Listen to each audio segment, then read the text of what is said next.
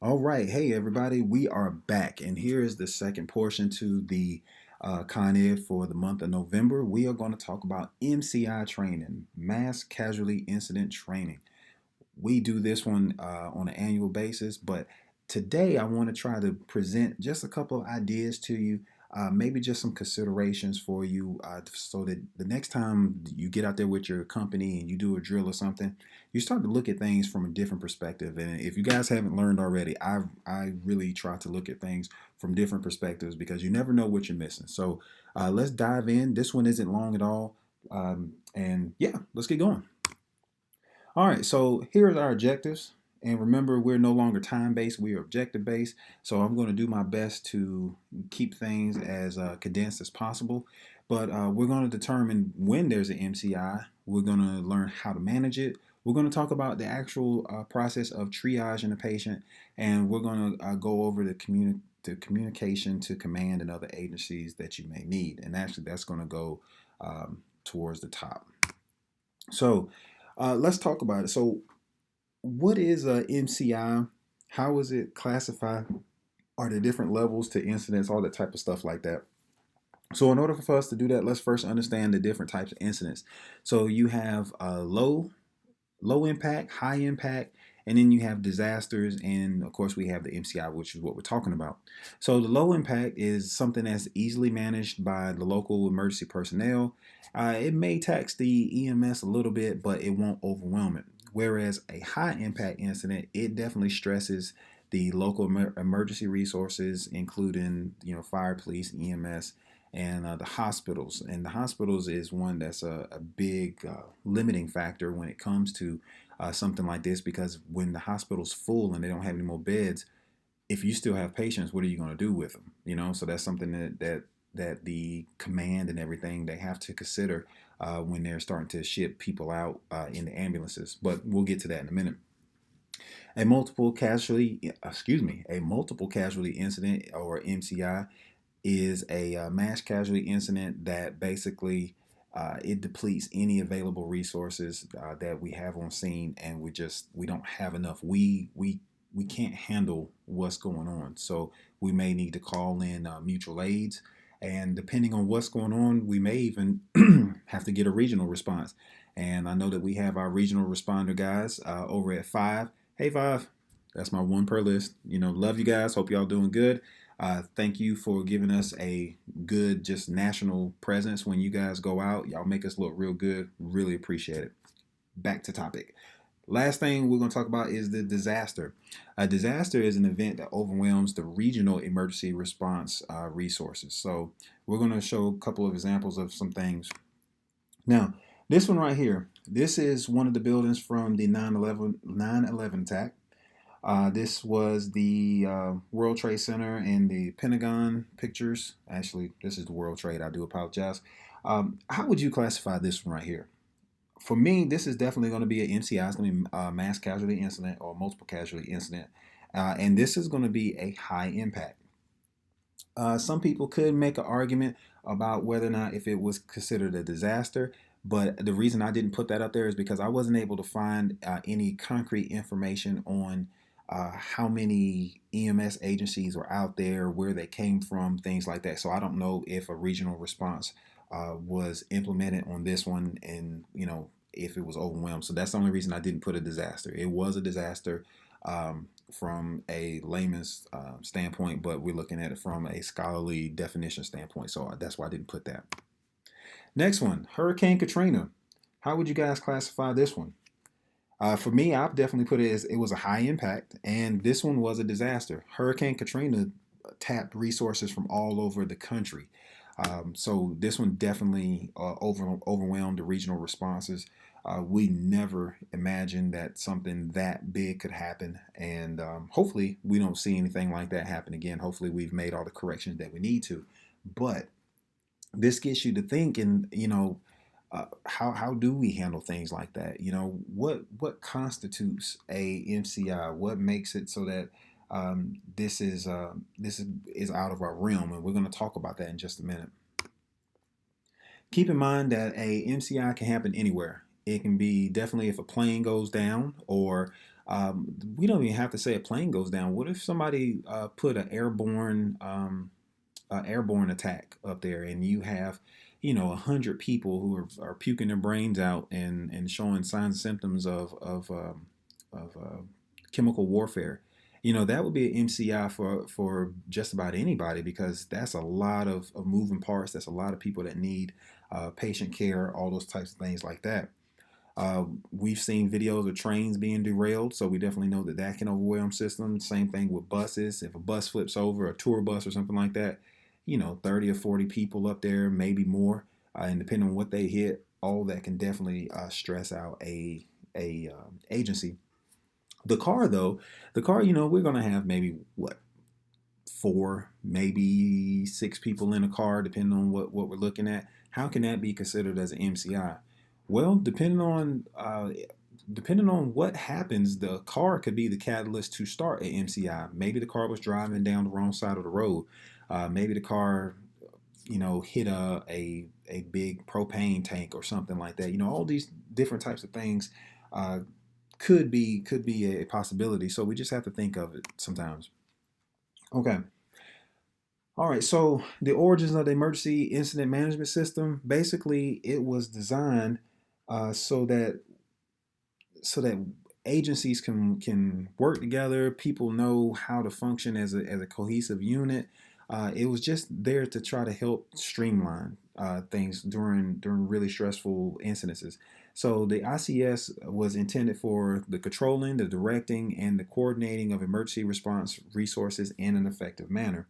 So up here, we have what we see as an ICS, and then we have that the first responders adopted something called the IMS, the Incident Management System. What's the difference? Because it looks like it's the same thing. We just slapped a different label on it. So basically, the IMS incorporates the function of the multi-agency coordinating system, or MACS, principles at the site level and at the emergency operations center level as well. They incorporate it into one system instead of two different systems. So basically, IMS simplified the whole process so that it just runs more efficiently out in the field for us. So when we're looking at our system, the first thing we got to figure out is, who's in charge. When an incident happens, who's in charge? Well, that's kind of a interesting thing, because it all depends on what job you have or what task you've been given.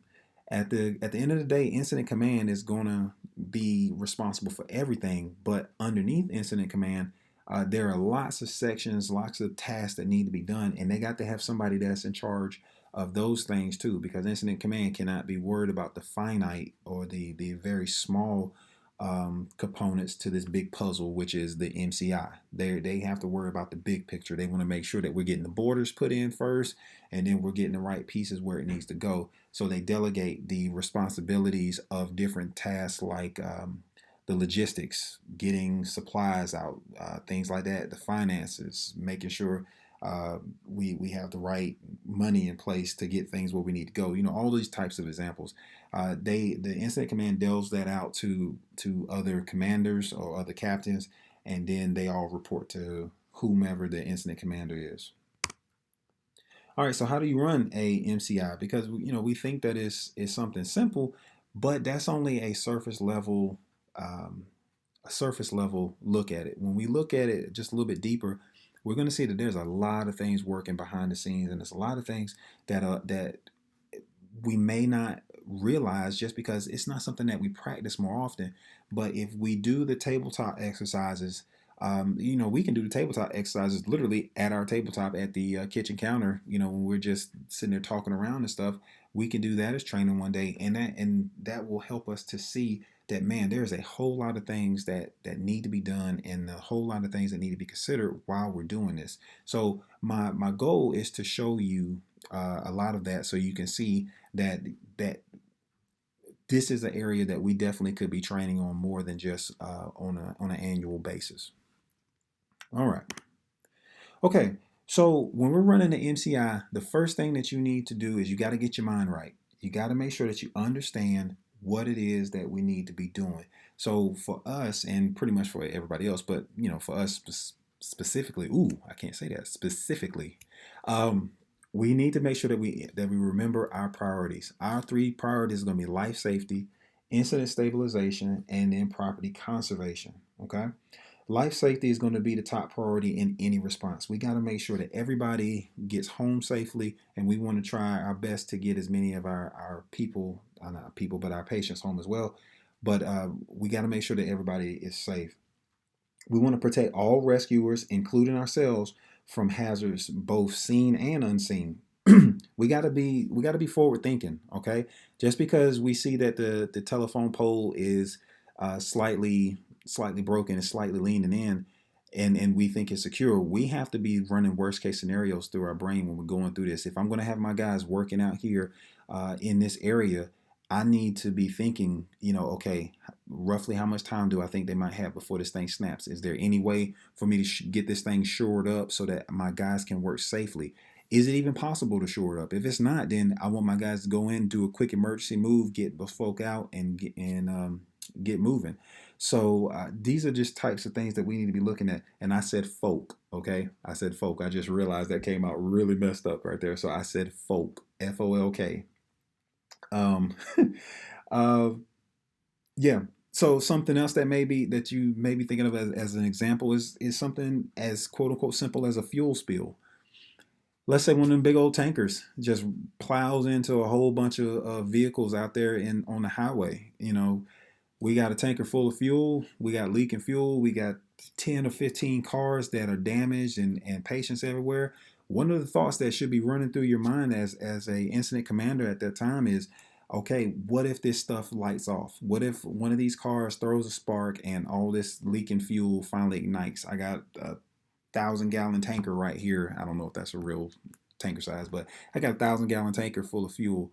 I need to be considering what I need to do. What type of coverage do I need to have? What type of protection can I offer my guys while they're doing the job of trying to rescue these people? All these things need to be in your mind. Um, and yeah, and that's it for that one. That's all my notes on that one. So be forward thinking. That's the crux of this slide right here. Be forward thinking, and honestly, I hate to say it, but be pessimistic. Be pessimistic about the conditions. Always think that the conditions could go worse, because that way you stay on your toes. That way you're planning ahead, and that way you're always making sure that your folk are safe. You don't get complacent. Okay. When arriving on scene, one of the first things that you need to do physically is that you're going to have to do a scene size up. And we all know what the scene size up is, so no need to really get back on that one. But the purpose of the scene size up, and I underlined this for a reason, is to give a high level of situational awareness to whoever follows behind you. Okay, you do not want to let your other crews run into that situation blind. If you're the first crew coming in, excuse me, you have to be thinking big picture. Okay, especially the captain. You have to be thinking big picture. Your guys are out there trying to do what they can to manage the scene best they can, but you as the first captain, you need to go ahead and be thinking big picture. What do I need? So things like what's needed, how many patients, what additional teams, if any, are needed. Uh, will there be a gathering point? Where are we going to set up staging areas? All these types of things right here has got to be running through the first captain's mind. And so, with that being said, the first captain doesn't get to go out and have the fun, quote unquote, fun that the other guys do, because they cannot get themselves bogged down into the small things. They have to get on that radio and be a great source of recon for everybody else, because this phase right here, this part right here, this captain right here is going to set the tone for the rest of the call. If they don't do a good job at giving us the recon and giving the information and trying to be forward thinking and being pessimistic on the conditions change and all this type of stuff, if they're not doing that, then we're already behind the eight ball. We're already at a disadvantage because of that first captain. So I want to encourage all my captains to be thinking about these type of things when we get there. Okay, the next thing, when we're doing our scene size up, one of the things that's coming through our mind is we need to figure out, is this situation what they call open or closed? So basically, is the situation going to become worse and make more patients, or is the situation pretty much it is what it is, and this is what we have? Either way, we need to make that decision. So how can you determine if an incident is open or closed? Basically, you have to do a good threat analysis. Again, you have to keep a bird's eye perspective, and you have to continue to reevaluate the scene for any changes. Okay, this is very important for us. If we determine something as being open or closed, this also is going to determine whether or not we get the proper resources that we need. If we think that the situation is closed, so we only need an extra engine or whatnot, and it's really not, we didn't see the sparking cable on the other side of the tanker, and there was a leak right there. Now that thing blows up, we're behind. We don't have what we need to do the job. So we need to make sure that we understand this concept. Is it open or closed? All right. Now, once we've determined all that, now we have to figure out how to do our triaging. So triaging is something that we don't do a lot because there's a lot of moving parts when it comes to triaging. But from a practical feasibility standpoint, we can do a lot of training on triaging in the bay at the station. We can do it as a part of some of our made to order drills while we're out there. Since we can do our drills a little bit easier now, you can add a triaging portion to your water flowing or whatever it is that you're going to do for that day. Excuse me, I'm losing my voice. So, what is triage? Triage is basically the act of sorting patients based on the severity of their injuries. This is technically one of the first functions performed at the MCI, and we're saying it's one of the first functions performed by the frontline guys, not by command. Okay. And here's the biggie right here: all personnel should be trained in triage techniques. Response units should carry triage equipment. Now, there's some stuff that we need to unpack there. Let's get to it. Now, yes, every year we train on triage and we talk about the changes that have happened in the protocol, and I'll show you some of those today. We talk about putting on a tourniquet real quick, doing quick patient assessments. We talk about all the tactile, the physical, the tactile, the things that you can touch and manipulate. We talk about that every year, but I have yet to see any conversation being had about the the non-visible things that go with a triage. Okay, everybody should be trained on the mental and emotional strain that triage is going to have on them. Okay, think about it this way: you're going to get thrown into a situation where there's going to be absolute utter chaos. I know fire scenes they look chaotic, but if you've done a few of them, they're really not. They're kind of like poetry in motion, or chaos in motion. I don't know of a good way to say it, but you guys get what I'm saying. But this right here, these things happen so rarely that when it happens, it's going to be pretty bad. There's going to be lots of moving parts. There's going to be lots of things going on, and you have to be prepared for that. So I think that we're doing ourselves a disservice when we don't address that component of it when we're talking about MCIs. We need to understand that these things will be emotionally draining. They will be emotionally taxing, and they're going to expose you to some things, to some feelings, and to some thoughts that you may have never had to do. Let's see here. So, with all that being said, the next question that you have to ask yourself is, are you ready? Are you, firefighter, whatever your name is, who's listening to this, are you ready to decide if somebody is going to live or die? Now, we all know that that could be a part of our job when we go into one of these fires or whatnot, and the building is just gone. Okay, there's no safe way to get in there. The risk versus reward is absolutely too great, so we can't do it. We know that. We understand that that could be a portion of our job.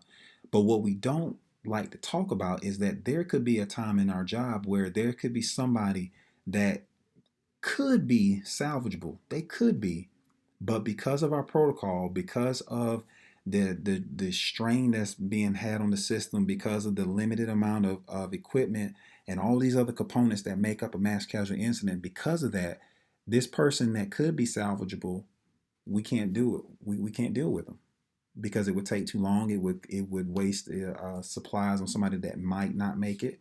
We don't think about that. So this is something that everybody needs to come to peace with when they're talking about MCI training, and when they're talking about patient care, because during the MCI you may have to be the person who decides whether or not somebody lives or die. Now, with that being said, here's the other side to that. Do we know our protocols well enough to allow us to make that very tough decision, but make it in a competent manner to where uh, we feel without a shadow of a doubt that we did the right thing? When we look at it, a lot of times, people don't look at the protocols until 3 years has passed by, and now it's time for the protocol test again. And honestly, guys, that's not good. That's not good because, God forbid, we have a MCI incident, and now you're going to be out there. You may be out there by yourself, and you're having to make this determination. If you don't feel confident in your training and in your foundation that you build, if you don't feel confident in that, when you make that decision, are you going to be able to go home at the end of the day and deal with your choice? Because a lot of times what'll happen is you start playing that what if game, and anybody that's ever taken in my class, you know that what if game is dangerous. Okay, so we don't want to play that game. So we really have to start taking our training and our protocols and things like that. We got to start taking that a little bit more seriously, because if it happens, are you going to be ready? And last but not least, uh, you have to ask yourself: have you made peace with having to leave someone to basically die? Have you made peace with that? Okay. I'm not saying you've made peace with it to where it's okay and this is just, this is another day at work, but have you made peace with the fact that you can't save everybody? There's just it's not possible on an MCI. We just cannot do it. So have you asked yourself those really tough questions? Am I prepared to make a life or death choice for somebody else? Have I been studying my protocols and practicing my skills to where I feel confident in them should I ever have to make that decision? And then last but not least, am I at peace with a function of my job that I may be asked to do one day? These are all questions that we need to be considering when we're doing these things, okay? So when we're running a MCI, we've already talked about the setting up our scene size up. We've talked about our mental state, making sure that we're good to go with that. Next thing, we need to make sure that we have all our supplies. Now, keep in mind, triage supplies are not the same quantity wise when it comes to they're not the same as our regular med bag, because that's just not our capacity at that time. We are not there to sit there and do breathing treatments and do splinting and all. We're not there for all that. We're there for the bare minimum to keep that person alive, give them a chance to live, and if not, we have to move on. So our bags are going to be smaller. They're going to have less things in it. So just being comfortable working with less is a good skill set to have. So here are some of the things that we need to have. Of course, you're going to have your PPE. We got to have our oral airway adjuncts, some trauma dressing.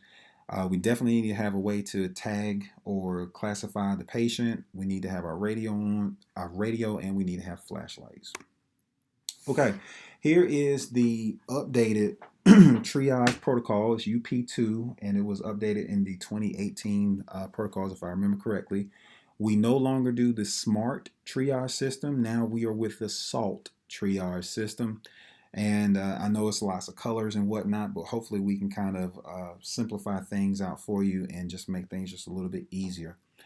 I want to encourage everybody to take time to look at this, and especially look at the pearls. The pearls have a lot of good information in them, and this is just good to know. One thing that you'll see here is that there is a difference between an adult and a pediatric triage victim or triage patient. I guess patient. When it comes to everybody else, we're going to try to open your airway. If you can't breathe on your own, we're going to leave you. But for pediatrics, we're going to give them 2 rescue breaths, and then if they can't breathe on their own, then we have to leave them. So it's important that we study these things so that we know the differences, so that we know what we're doing and what's expected of us. All right, so when you're talking about triage, you have 2 different types of triage. You have primary triage, you have secondary triage. Primary triage is the first, I guess, the first wave of classifying people. I believe that's going to be the hardest one, because the people who are doing the primary triage, they're the ones who are deciding whether or not this person is going to get help, or if they're going to be left there to, succumb to their injuries. So the primary triage is just the classifying or categorization of the injured people. You have you have 4 different classifications. We're going to break them down and hopefully simplify them for you. But basically, we call the green are going to be our walking wounded. They have some injuries, but they're not hurt so bad that they have to rely on us to move them or breathe. I'm not sorry, not breathe for them, but they don't have to rely on us for much, so we can get them out of the way as quickly as possible. The red classification, red people, the red classification, these are patients who they're pretty injured, and we need to act as quickly as possible to see what we can do with this, whether that's stopping the bleeding or try to reposition the airway so that they can breathe. Each situation is different. Yellow classification, those are the patients who um, they're injured, but they're not so injured that they fall into the red category right now. But if we don't do any type of help or treatment for them, they will end up being classified as a red. So they have injuries, but the injuries haven't gotten to the point to where they are an immediate life threat. That's a yellow. And excuse me. And then the black classification is going to be the patients who have already deceased. Okay. So we talked about the primary triage. The next one is going to be the secondary triage. And secondary triage is where we've already categorized them, and ideally we've already got the people grouped up in according to their classifications. And that's where we're going to sit there and start to try to do a little bit more patient care for them. Okay, I told you guys earlier that the acronym that we operate under used to be SMART. It is now SALT, and SALT stands for sort, assess, life-saving interventions, treatment, transport, or triage. So SALT. It is not age specific, and this one is used for all groups. So basically, SALT is just our order of operations. All right, so the first step is going to be the sort. Basically, we're going to figure out which priority the patient is, or which color classification they are, and then we're going to go ahead and act accordingly. So a priority 1 is going to be a red tag. A priority 2 is going to be a yellow tag. A priority 3 is going to be a green tag, and then a priority 0. It's either going to be, and I do apologize, I don't have it in my notes on this because this is only found in the textbook. It's not in it's not on our protocol sheet, but it's either going to be a priority 4 or a priority 0, and I want to say it's a 0. They're going to be the black tag, and like I said, that information is in your textbook, not on the protocol. Step 2, we're going to assess the individual. So basically, we're going to figure out what the patient needs. We're going to figure out what the patient needs, and we're going to see where they're standing. So if somebody has a red classification, that means that we had to do something with that we had to touch their airway, or their respirations is just way out of whack, things like that. A yellow tag is going to be somebody, like I said, they don't need immediate care, but if we don't take care of them, they're going to deteriorate. They're people who can follow directions. They can have purposeful movements. So if you tell them, hey, can you squeeze my hand? Can you smile? Can you raise your arm up? Those are going to be your yellow tag folk.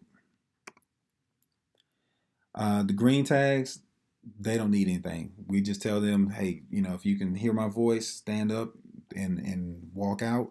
We're going to tell them to walk out, and we'll get them over into the secondary triage area, and we'll get them taken care of as quickly as we can. Red, I've already said it a few times, they need immediate help. They can die from their injuries.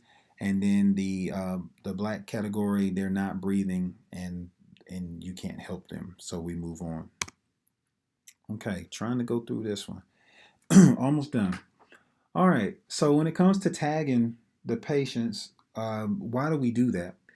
We tag the patients with the different colors because this is the fastest way to communicate super important information to responders or to follow up people who are there to try to help the patient. So instead of us sitting there having to give our patient report, our patient care report, we can just put a tag on them. It takes a few seconds to give a good patient care report. It only takes a second or two to see the color tag on them.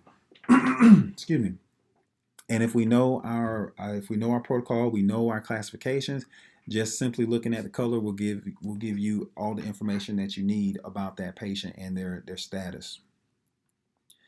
The color also helps. I keep saying color. I'm sorry.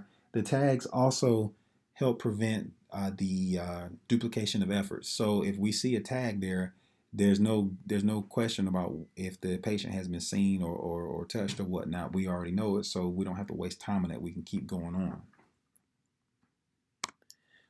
Let's see here. Okay, so there's nothing really to be said on this one, at least from the bullets. The main thing I want you guys to remember is that when you're placing these tags, you need to make sure that you're placing them in a clearly visible position and that they cannot be easily covered up. If we cover up these tags, all our information, our quick, efficient information is now lost because the next responder can't see what was going on. So whenever you're putting a tag on to make sure that it's in an area that's highly visible and one that cannot be covered up very easily. Okay. Um, I talked about this just a little bit earlier, but this goes to the mindset of the triage technician. We have to understand that when we're doing triage, we are there as a rapid assessment entity. We're there to take care of the people who have the highest probability of surviving their injuries. We cannot spend time on somebody that may not make it, and that's the thing. That's the key word. They may not make it. If it's a possibility that they're going to die from this anyway, we don't need to tie up resources for that patient, and that takes it away from another patient that could have used it. So keep in mind, you cannot become committed to a one-on-one patient care during this triage. This isn't the time to make friends. This isn't the time to slow down. We're only looking at no more than 30 seconds with each patient. We're trying to see if you have a chance. That's basically it. And again, you have to get your mind wrapped around that concept. You can't get bogged down when you're doing triage. Let's see here. I've already said it earlier. We're just doing simple care. So we're opening airways. We're doing direct pressure, or we're going to put a tourniquet on, and we're going to see what happens. So hopefully that helps. But if not, we move on. I've already said also that the pediatrics, they're going to get 2 rescue breaths, which is going to be different from the adult. So make sure that you stay on top of that. Okay. So when you're running a MCI, after you have your triage area, now you got to go ahead and do treatment. So the basic things when it comes to treatments is that you want to try to be as organized as possible. So we want to go ahead and get our patients grouped together by classification, and then we want to go ahead and see if we can't coordinate using a group supervisor to get the right amount of ambulances and things like that there. Once we get them grouped up, that's where we can do the secondary triaging, and we can see if the patient has if their status has changed. When we're talking about the secondary triage, this is just like your secondary assessment. We're trying to see a trend. We want to see, is the patient getting better or are they getting worse? If they're getting worse, then we're going to reclassify them. If they were a yellow, we can put a red tag on them. And if there was a red tag, we can put a black tag on them. And vice versa, if they were a red tag and now their body has started compensating and for whatever reason, things started getting better, we can take them out of a red and put them in a yellow. Of course, I'm being, facetious when I say that, but you see what I'm saying? It can go either way. Excuse me, guys. Lots of talking, voices going out. Okay, so I've already said about that, right? This whole thing right here is based off of categories. And another reason why we want to do the categories is because when we do that, we can allocate the appropriate supplies to that area. So if if we got a group of green tags versus a group of red tags, where do you think I'm going to put most of my O2 and my trauma dressings and stuff like that?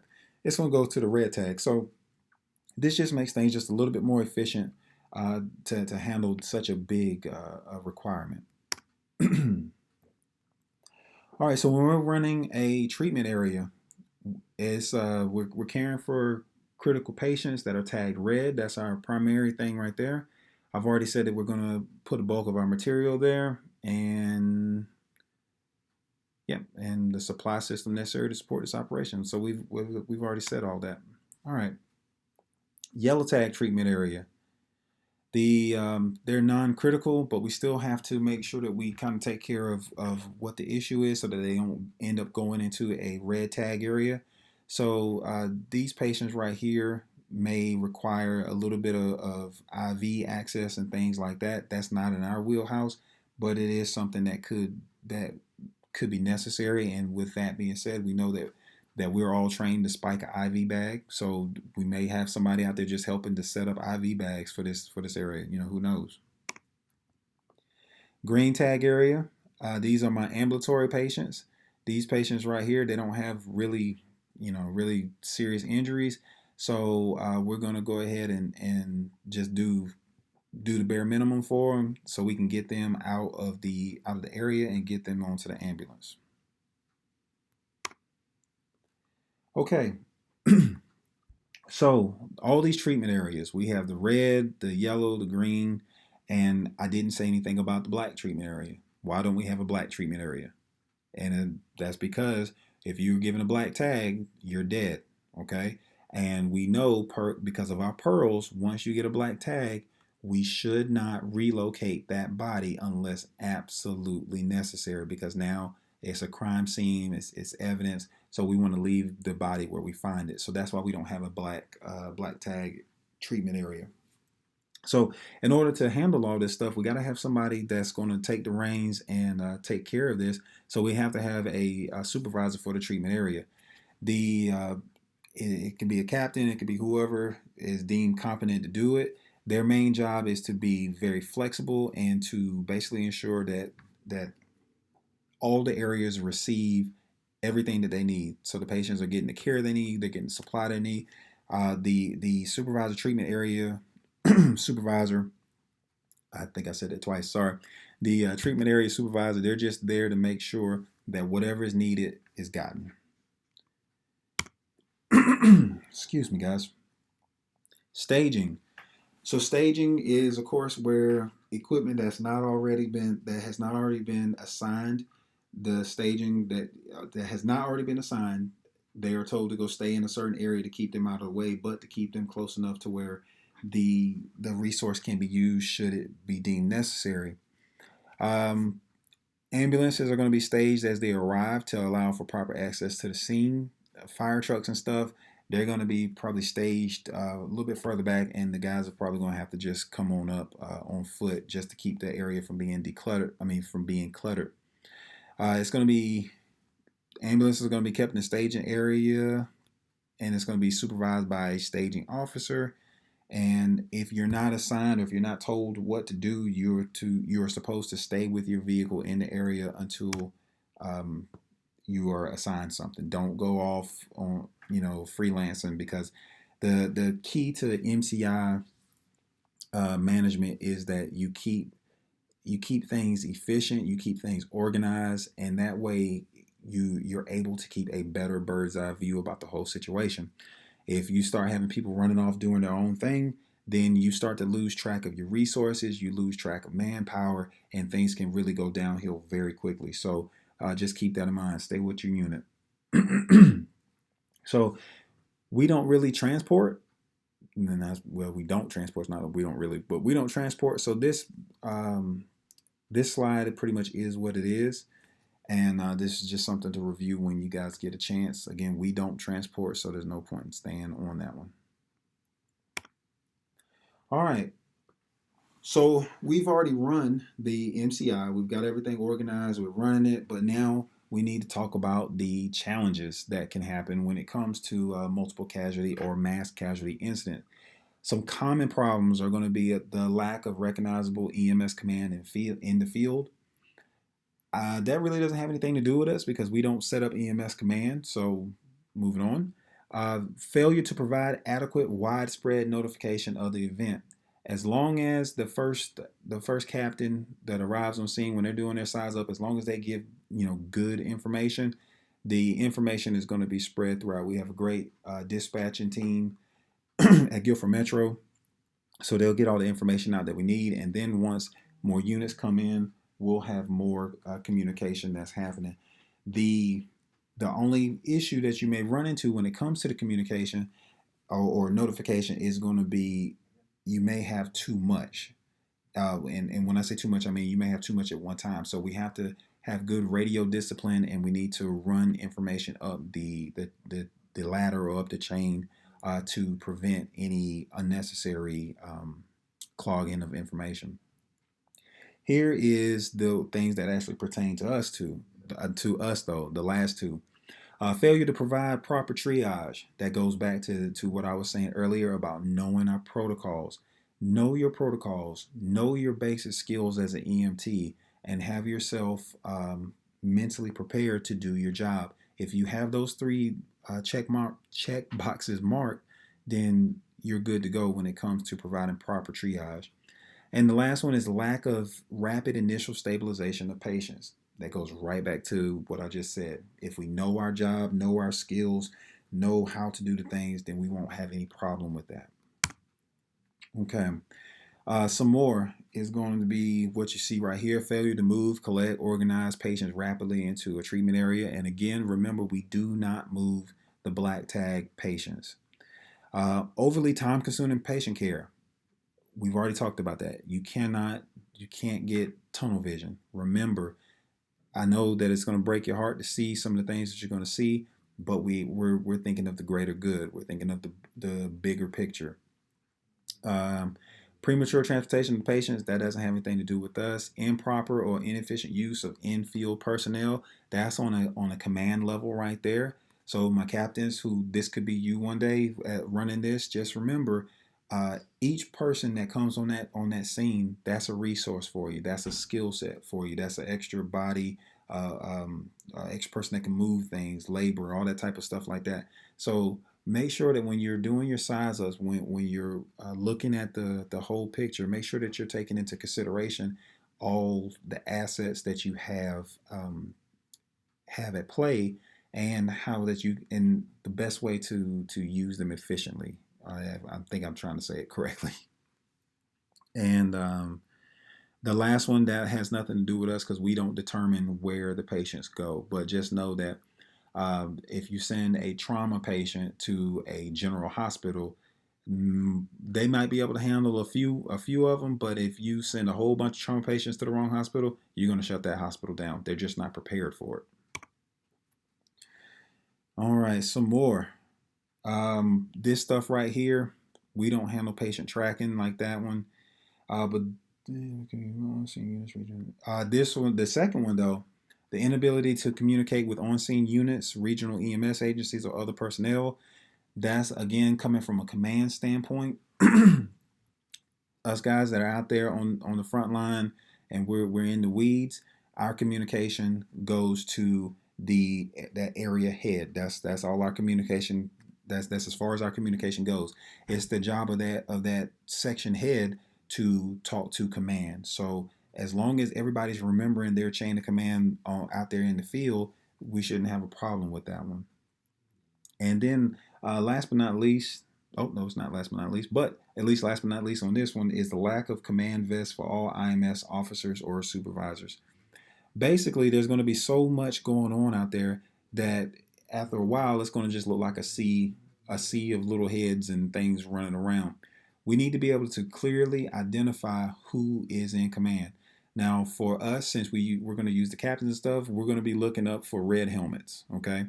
But you might run into an issue where you have multiple units on scene, and you're going to have multiple captains. Which red helmet do I need to go to and report to? So that could be something that could be addressed on a tabletop discussion to figure out what's the best way to identify a section head versus a regular captain. You know, we've already talked about this stuff right here. So again, we're trying to encourage um, each company to do their own conversations about MCI, start thinking about things like that so we can get some adequate training and practice for these types of things.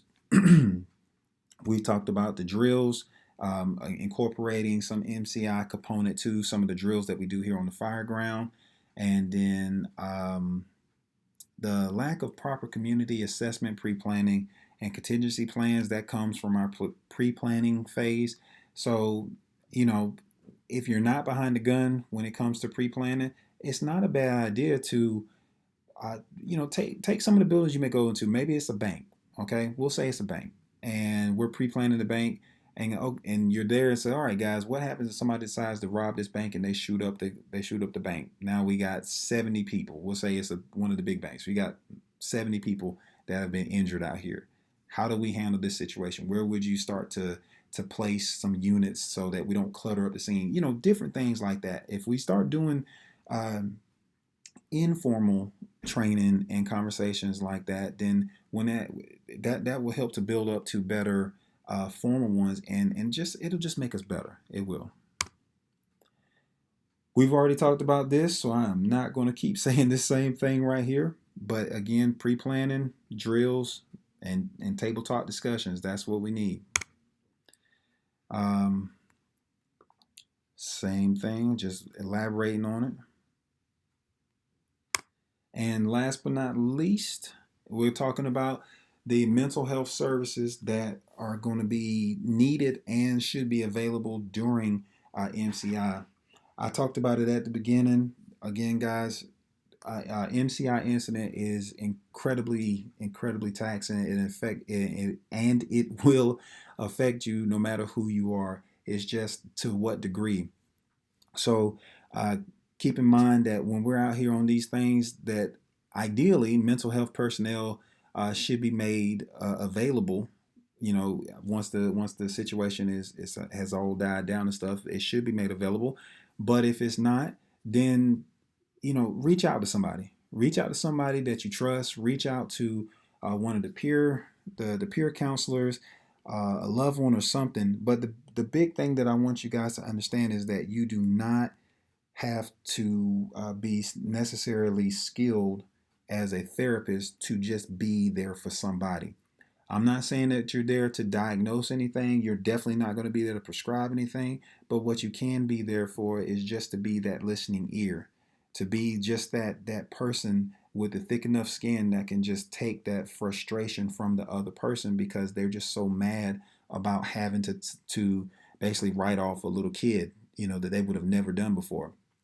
It doesn't take any special skills. All you have to do is just be there, be a listening, compassionate person, and just let that person know that's having a difficult time. Let them know that they're not alone. Okay, reach out, guys. Do not allow this stuff to fester in your minds, please. Uh, the mental health services, they screen both the rescuers and the victims for abnormal signs and symptoms associated with any of this traumatic stress, because there will be some. We have the delayed stress, we have the acute stress. These things, they show up differently in different people, and they may remain available and work with the emergency personnel to identify anyone who may not be recovering normally from an event. So we're talking not from the public standpoint, but we're talking about your brother and sister at that fire station. If you've been working with them for a while and you know their patterns, you know their normal mannerisms and stuff, and they're just not there. They're not, they're your normal, brother or sister like they used to be. That's something that needs to be just made made aware. The right people need to be made aware of with that one, and just try to be there for them. Okay. All right. Here's a summary here, guys. Just know that this is an area that we could definitely improve on, and I believe it was Captain Page said that it's the um, low. What is it? Basically paraphrasing, the events that don't happen that often, those are the ones that are the highest risk to us, and those are the ones that get us in trouble the most because they just don't happen that often, and that's what an MCI is for us. So I want to encourage you guys to please just look over the IMS system, practice it, talk about it, start to look at things from a different perspective, and I will see you guys on the next one. I hope y'all have a great one, and love you. Bye.